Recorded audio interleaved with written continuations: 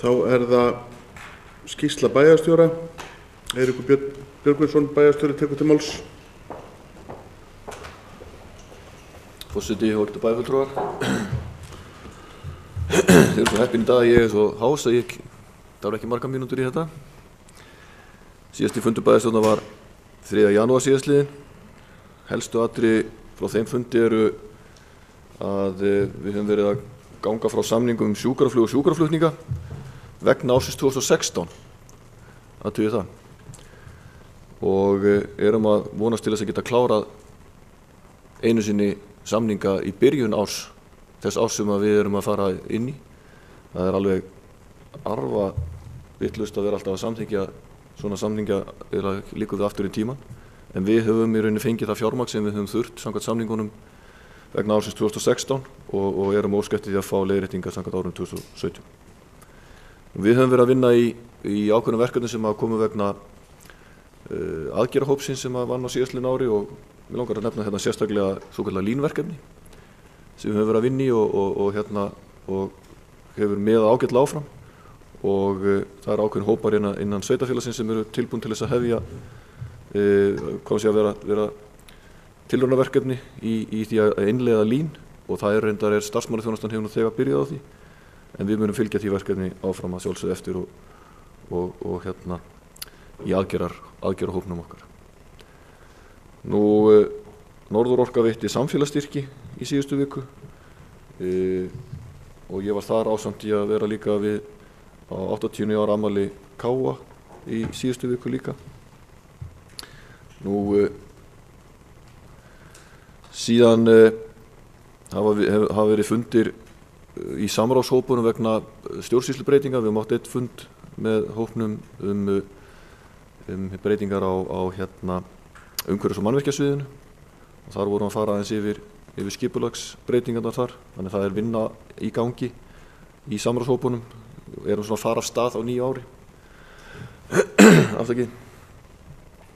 Nú aðgerðahópurinn varðandi sölu eigna hefur líka verið að vinna og vonandi fara að koma fram, eða það reyndar komin fram ákveðna tillögur sem þarf bara að leggja fyrir bæjarráð varðandi hugmyndir sölu og bætta nýtingu á eignum sveitarfélagsins. Við gengum frá samningi varðandi kaup á nýjum metanstrætisvögnum í síðustu viku. Ágætis og áhugavert og innlegg í vinnu okkar að því að gera Akureyri að kolefnishlutlausu sveitarfélagi.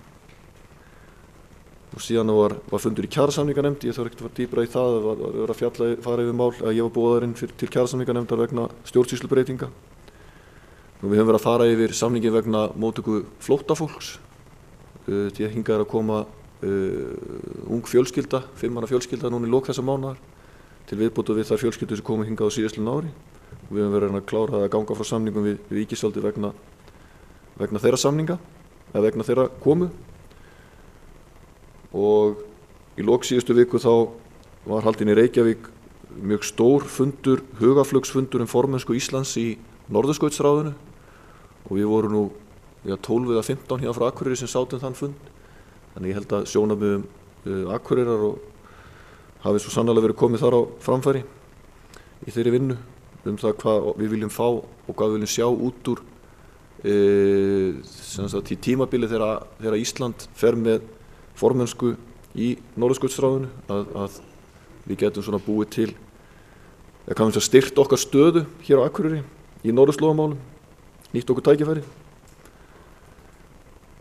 Og það líklega ekki farið fram hjá neinum að Háskólinn á Akureyri verður 30 ára þessu ári í haust og það hafin svona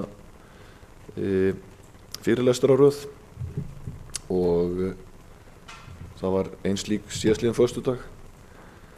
Við höfum verið að funda vegna öldrunarstofnana breytt rekstrarfyrirkomulag á öldrunarstofnunum og ég hef verið að vinna bæði með framkvæmdastjóranum og Magnúsi Kristjánssoni hjá KPMG vegna þeirra vinnu.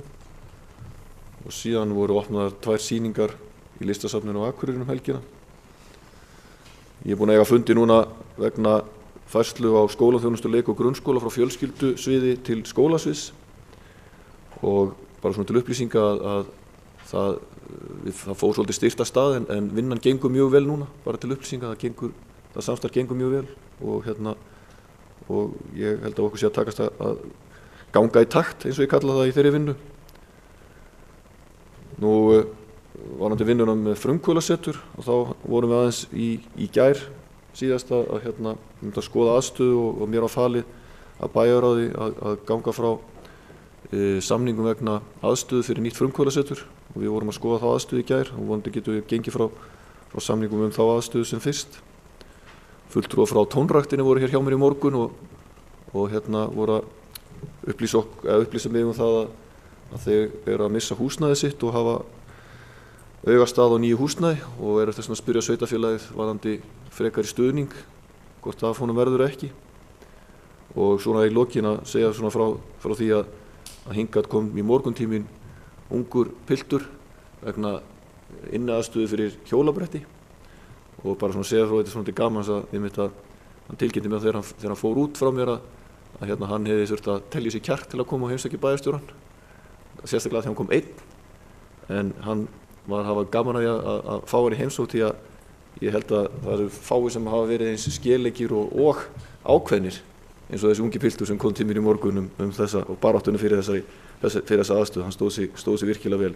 Ég var bara að segja frá þessu að maður upplifir náttúrulega ekki sjálfa sig alltaf þannig að maður sé eitthvað ógn við íbúana en þegar íbúarnir þurfa að telja sér kjark til að koma til bæjarstjórans þá finnst mér það auðvitað bæði svona pínlítið skondið en auðvitað er það þannig að sérstaklega unga fólki að það þykir ekkert endilega sjálfsagt að koma til sveitafélagsins, þannig að það gildur þetta saman bæjarfulltrúa og í rauninni maður verður svolítið hugsi líka bara yfir bæjarkerfinu, hvort að við erum svolítið ógn, þannig að fólki kannski einhver litur hríshuga við að koma og heimsækja okkur, en allavega hefur sá sem hér stendur tekið þá ákvörðun að reyna svona hrista sér slíðróðrið ef hann er eitthvað ókveikjandi gagnvart yngri kynslóðin í bænum.